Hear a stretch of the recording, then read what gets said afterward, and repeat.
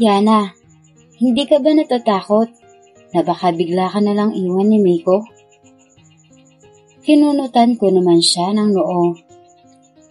Bakit naman ako matatakot? Mahal na mahal ako ni Miko.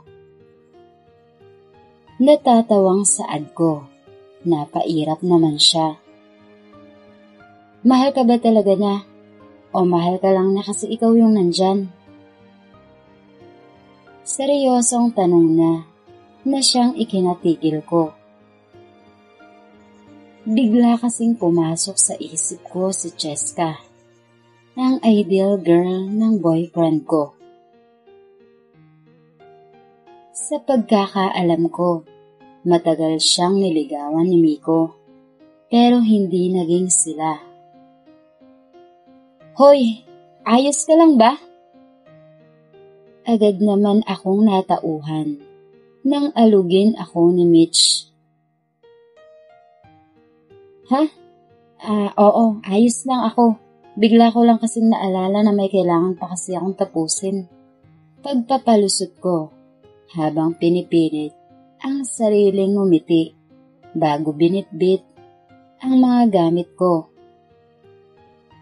Aalis na muna ako. Wala sa sariling paalam ko, tsaka nagpatuloy sa paglalakad habang nakatulala sa kawalan. Dumiretso na lang ako sa library at pinilit ang sariling mag-focus sa ginagawa ko. Hi babe! Rinig kong sigaw na kung sino. Dahan-dahan naman akong lumingon sa gilid ko at malungkot na napangiti nang bumungad sa akin ang masayang mukha ng boyfriend ko. Teka, bakit ganyan yung mukha mo? May umaway ba sa'yo? Mabilis naman akong umiling. Walang umaway sa akin, no? Pilit ang tawang saad ko. Bakit ka malungkot? Hindi naman ako sumagot at sumiksik na lang ako sa matigas niyang dibdib. Namiss lang kita. Tigil ang luhang sambit ko. Mahina naman siyang natawa at pinisil ang pisngi ko. Nga pala, may regalo ko sa'yo. Excited na sabi niya. Tsaka iniabot sa akin ang hawak niya, ngunit bigla na lang naglaho ang ngiti ko nang mapagtantong Stitch ang nasa harap ko. Tada! Hindi ba paborito mo si Stitch? Ngiting-ngiting wika niya. Pinilit ko naman ang sarili kong umiti at tinitigan siya sa mata. Oo, paborito ko to. Nakangiting sambit ko bago muling yumakap sa kanya para itago ang luhaan kong muka. Niyakap niya naman ako pabalik at marahang hinaplos ang buhok ko.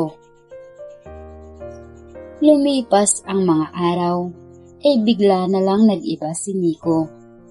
Palagi na siyang nalilate sa pagsusundo sa akin at kung minsan pa nga ay hindi na talaga siya dumadating. Kaya sa huli, ako na lang ang umuuwi mag-isa. Kapag naman tinatanong ko siya kung ba't siya nalilate, ay agad niyang iniiba ang topic. Para bang ayaw niyang pag-usapan ang bagay na yon. Ngunit, unti-unti ko rin nalaman na ang dahilan kung bakit madalas na niya akong napapabayaan ay dahil kay Cheska. May nakapagsabi sa akin na madalas daw nilang makitang magkasama ang dalawa. Gusto kong tanungin si Miko, pero natatakot naman akong malaman ang totoo. Kaya nagpanggap na lang akong walang alam. Girl, sigurado ka bang ayos ka lang rito? Tumango-tango naman ako, kaya napailing na lang si Mitch dahil hindi naman niya ako napapayag.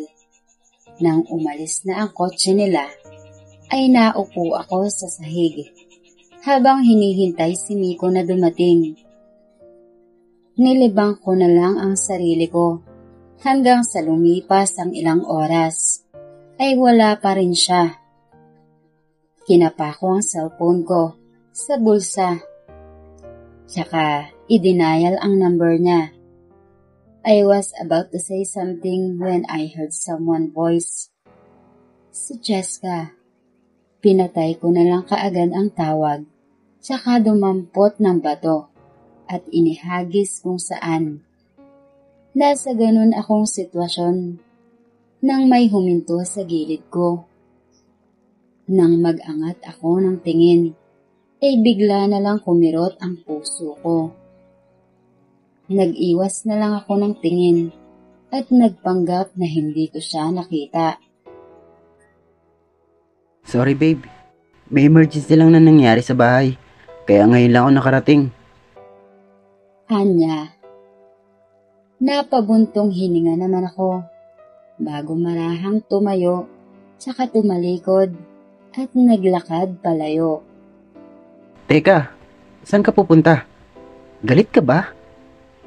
Napahinto naman ako sa paglalakad tsaka humugot ng malalim na hininga bago lumingon sa kanya. Nang wala ni isang katiting na emosyon sa aking mga mata. Maghiwalay na lang tayo. Seryosong sabi ko na siyang ikinatigil niya. Ha? Anong hiwalay? Humugot naman ako ng malalim na hininga bago tumitig sa mga mata niya. Kanina, tinawagan kita pero hindi ikaw ang sumagot. Kailan mo ba balak itago sa akin na nagkikita na naman kayo ni Cheska? Natigilan naman siya at hindi kaagad nakasagot. Kaya napangiti na lang ako ng mapait. Babe, magpapaliwanag ako. Umiling naman ako habang pinipigil ang luha ko. Hindi na. Gets ko na. Alam ko naman siya talaga yung mahal mo eh. Ilang beses mo pa nga siyang niligawan, di ba? Samantalang ako, naging girlfriend mo lang ako kasi ako yung nandyan. Pigil ang iyak na sambit ko. Babe naman, hindi naman sa ganun. Eh ano, ni minsan ba tinanong mo ako kung anong mga gusto ko? Kung anong paborito ko? Di ba hindi naman?